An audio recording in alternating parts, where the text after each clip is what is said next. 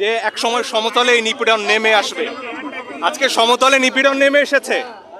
আমরা যারা এতদিন চুপ ছিলাম, আমাদের সন্তানদের, আমাদের ভাইদের রক্ত তা আমাদের সবার হাতে রয়েছে। আজকে এখান থেকে কোনো মিছিল শুরু করেননি। 5জন 6জন ছাত্রছাত্রী এসেছেন, বিশ্ববিদ্যালয়ের ছাত্রছাত্রী, মেধাবী ছাত্রছাত্রী, দেশের সম্পদ তারা। শুধুমাত্র তারা ছাত্র এই পরিচয়ে তাদের তুলে নেওয়া হয়েছে।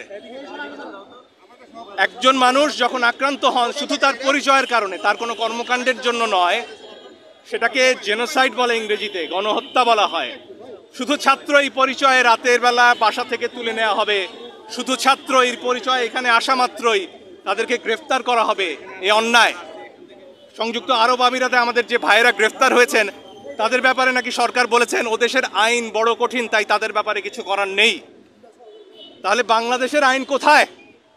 আমার মত প্রকাশের অধিকার কোথায়? আমার সমাবেশের অধিকার কোথায়?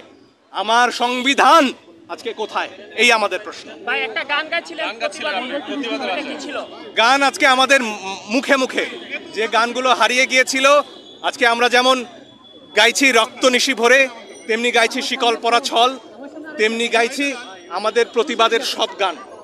আজকে মুক্তিযুদ্ধের গানে যদি আমরা ফেরত যাই, সেখানে দেখবো একই বঞ্চনার কথা এবং তার বিরুদ্ধে বাঙালির প্রতিবাদের কথা এসব গানে আছে। আমার সংস্কৃতি, আমার গান, আমার ঐতিহ্য কেউ আমার মুখের ভাষা কেড়ে নিতে পারবে না। গানটা কি আবার একটু?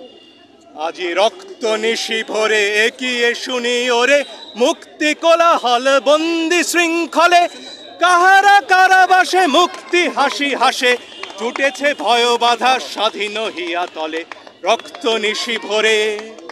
আমাদের ভাইদের কথা নজরুল অনেক আগে বলে গেছেন। ওরা দুপায়ে দলে গেল মরণ সংকারে, সবারে ডেকে গেল শিকল সংকারে।